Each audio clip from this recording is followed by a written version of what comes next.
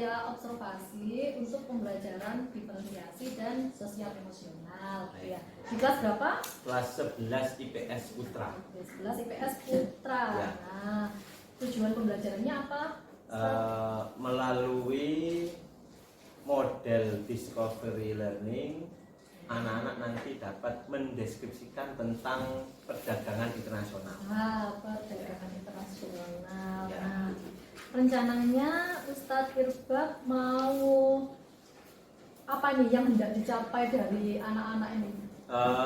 Yang pertama dari saya pribadi itu yang pertama anak-anak itu dalam pembelajarannya bisa lebih semangat dalam belajar, bisa lebih antusias dalam pembelajaran. Kemudian yang kedua anak-anak bisa memahami materi tanpa ada kendala. Kemudian yang ketiga biar terfasilitasi emosional mereka atau karakter atau gaya belajar mereka. Nah, dengan pengembangan yang hendak dicapai sama dengan tadi anak-anak harus penuh semangat, kemudian karakternya juga tercapai. Ya. Nah, ini strategi yang disiapkan untuk menghadapi itu. Nah, pertama saya akan memilah gaya belajar masing-masing peserta didik itu disesuaikan dengan gaya belajar mereka. Kinestetik seperti apa, kemudian audionya seperti apa, kemudian visualnya seperti apa. Gitu. Kemudian ya itu nanti dari situ kemudian dilakukan pembagian kelompok sesuai dengan gaya belajarnya peserta didik itu.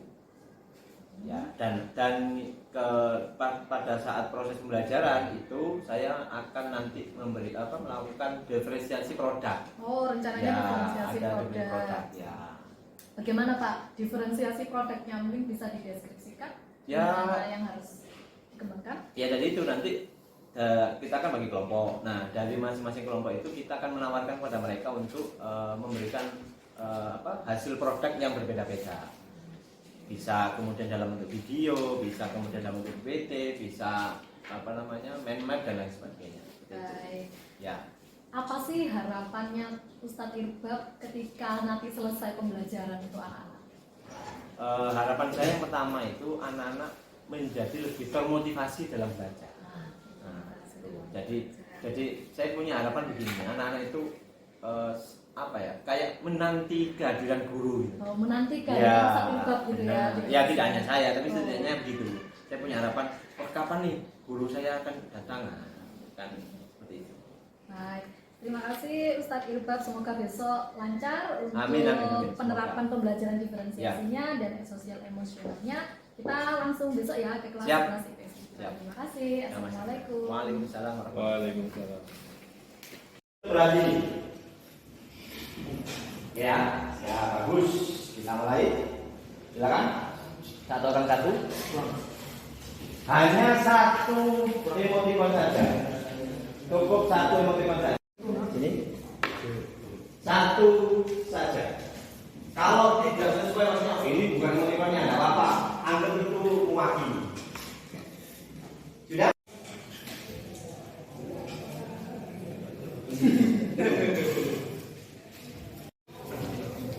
Oh, dengar. Ngantuk ya.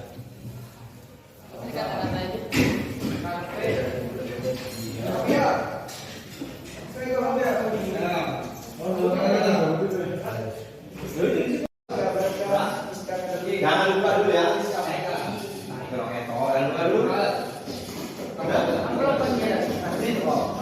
Jangan lupa amplopnya ya.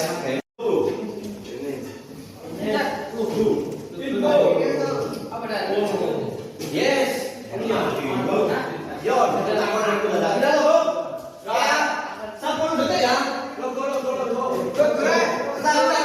nanti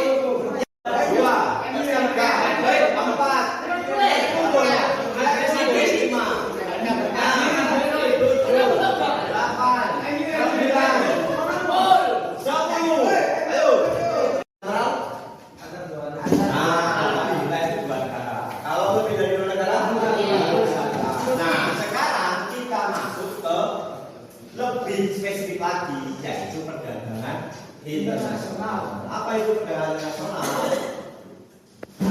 Nah, nanti saya beritahu. Yang akan kita pelajari nanti itu adalah perdagangan nasional, faktor pendorongnya, teori perdagangan nasional, dan yang akan kita diskusikan itu yang ini tentang kebijakan perdagangan internasional. Nah, sebelum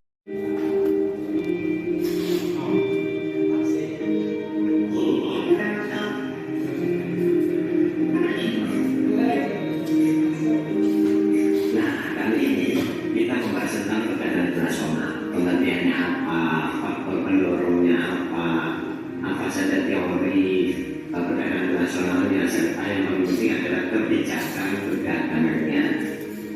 Kalau kebayang ya, kalau misalkan kita nggak punya HP, ya punya laptop, apa yang kemudian menyebabkan kita bisa punya HP, punya laptop dan sebagainya? Itu ya salah satu manfaat yang bisa kita dapatkan.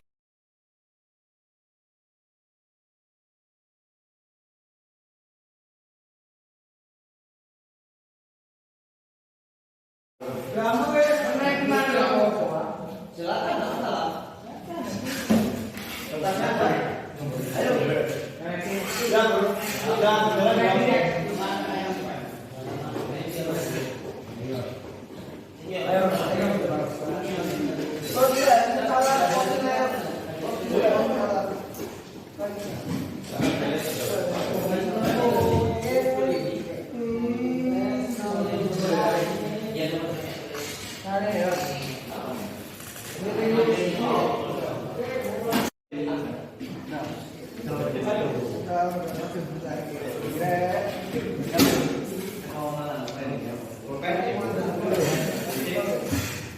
Kalau butuh voting ini kata apa ya? Apa itu?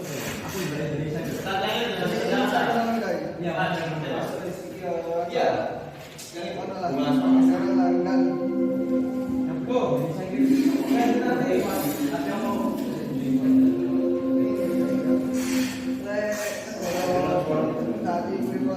Pasti kurang soalnya satu negara kamu menguasai para kafe pasti harus melakukan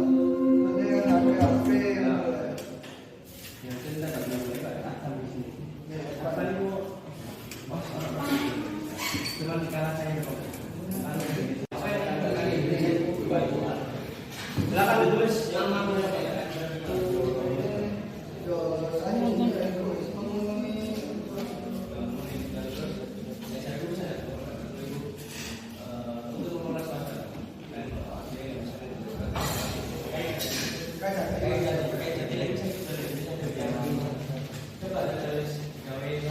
tertalaman ya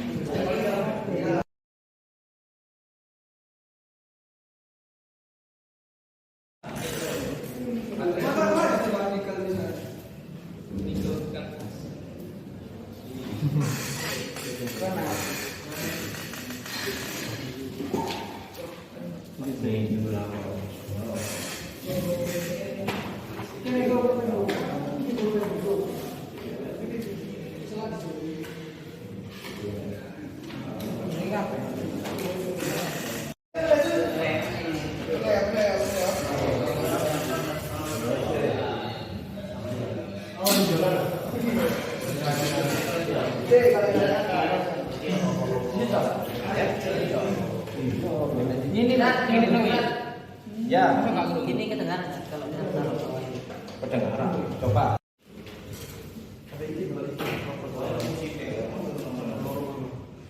pemilihannya apa ini? Saya nggak ada tersingat. Tersingat.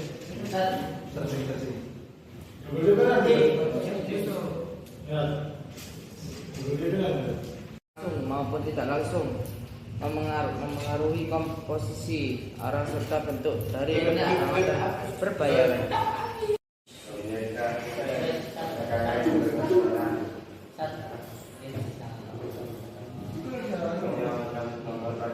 Nama anggota.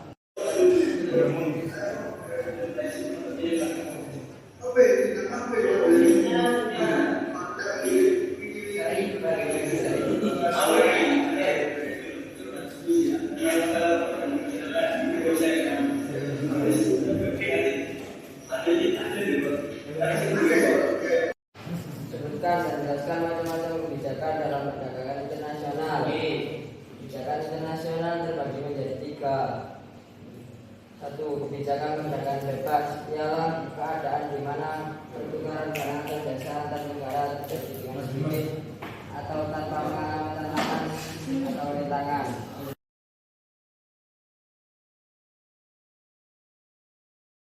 Tapi kalau komparatif itu lebih ke biaya. Misal Indonesia dengan Rusia.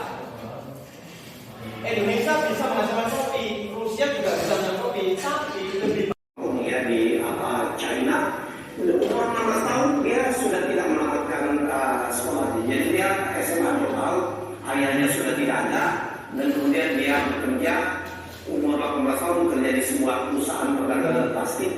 Dan kemudian dia keluar. Dan hebatnya dikasih itu ya di luar Melinda Foundation milik istri dari Bill Gates, konglomerat juga. Itu adalah dia adalah pemilik yayasan amal yang terbesar di dunia, kedua setelah Melinda Foundation. Dan ini orang luar biasa. Dia sekarang ada di top tertinggi orang terkaya di dunia. Kekayaannya ditaksir sekitar 29. Ya, orang sukses itu rata-rata mempunyai hubungan yang sangat baik dengan orang tua, termasuk apalagi kepada ibunya. Ya, sekali lagi kita tidak akan sukses kalau tidak akan mendapatkan berkah dari orang tua, terutama ibu. Ya, jangan lagi terjadi cerita meliput seperti zaman dulu gitu. Seorang anak pemuda miskin, kemudian dia menjadi saudagar dan dia merupakan jasa ibunya dan ibunya marah betul dikutuk menjadi batu. Itu legenda dari Sumatera Barat. Jadi carilah berkah pada orang tua. Dikasih.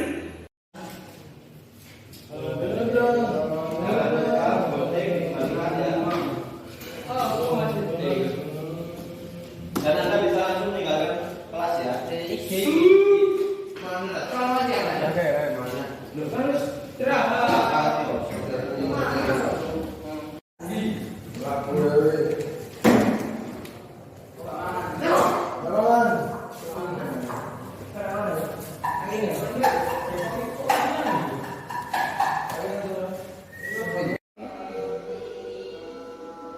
Ustaz Iqbal, Assalamualaikum.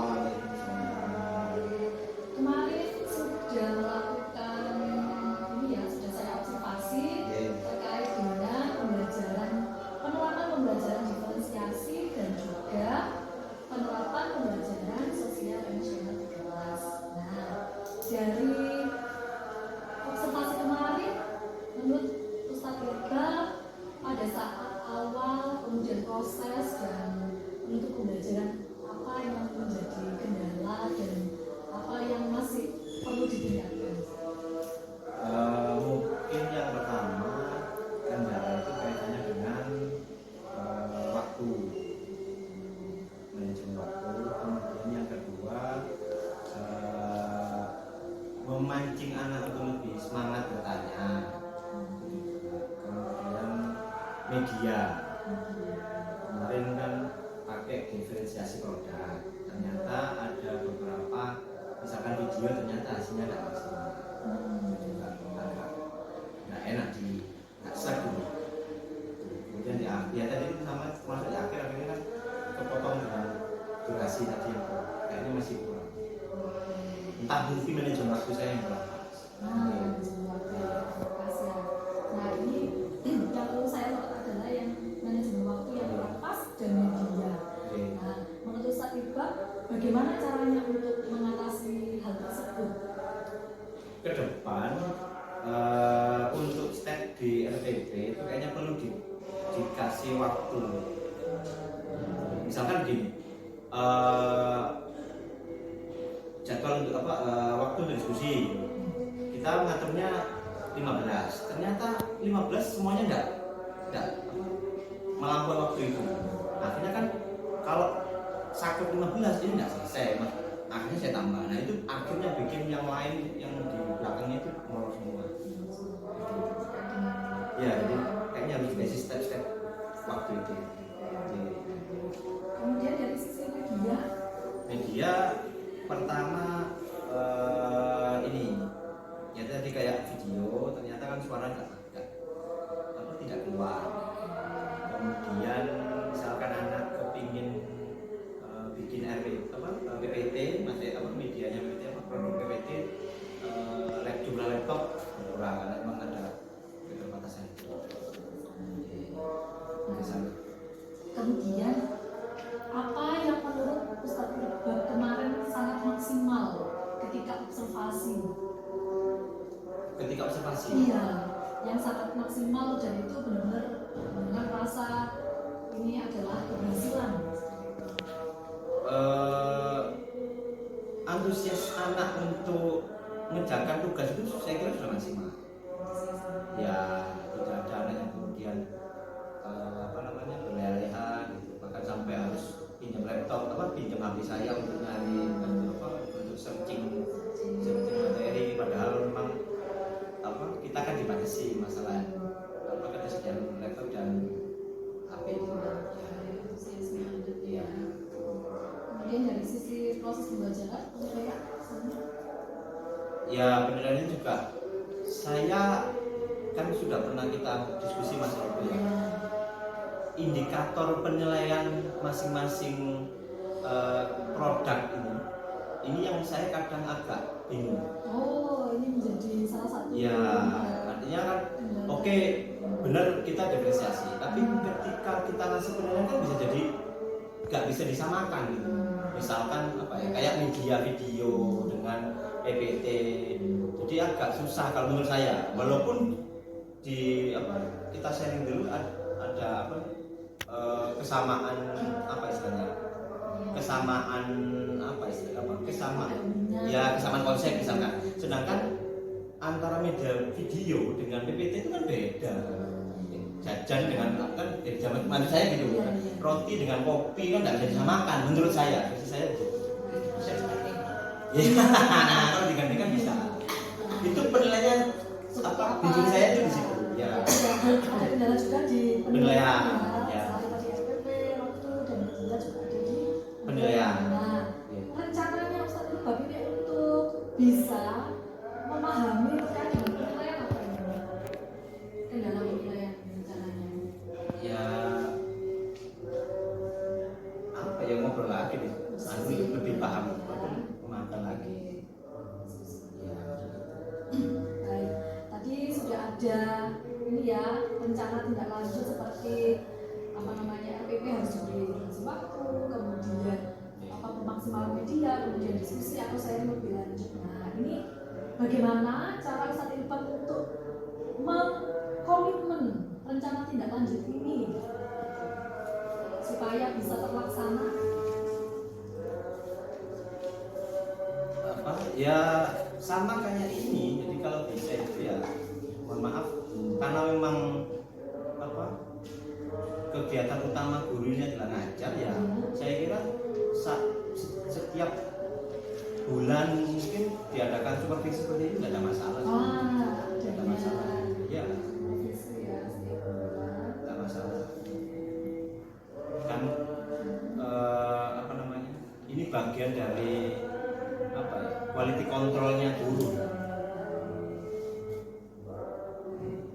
Terima kasih Ustadz Iqbal. Untuk selanjutnya, ya apakah ada yang mau ini disampaikan lagi? Udah. Ya ini lagi karena kan guru kan perlu banyak belajar tentang hal ya, terutama di awal, misalkan kayak penguasaan kelas, sehingga bisa contoh bagaimana membuat suasana kelas ready. Kan kadang-kadang kita punya cara untuk ice breaking misalkan tapi ternyata itu tidak pas, ternyata krik-krik misalkan ya kan bisa jadi gitu. Nah itu kayaknya perlu banyak didiskusikan, sehingga nanti, karena bagaimanapun juga menurut saya pembelajaran itu yang penting kan di awal ini. Kalau di awal sudah mohon maaf agak berantakan, ya akan terus berantakan di akhir. Jadi solusinya adalah adanya diskusi lebih lanjut Ya, terkait dengan permasalahan kelas ini. ada yang dulu berhasil sehingga kita bisa nonton. Terima kasih Ustadz Sama-sama. Ilham. Ini adalah rencana pengembangan diri panjenengan isi, ya. Jadi dari tadi apa yang perlu jenengan tingkatkan, kemudian aktivitas apa nih selain tadi kan sudah disebutkan sharing seperti itu nih. Terus tujuannya apa sharing itu? Terus ukuran keberhasilannya bagaimana gitu kan? Kalau misalnya sharingnya berhasil gitu, terus pendukungnya apa saja yang perlu, kemudian waktunya perlu waktu berapa lama?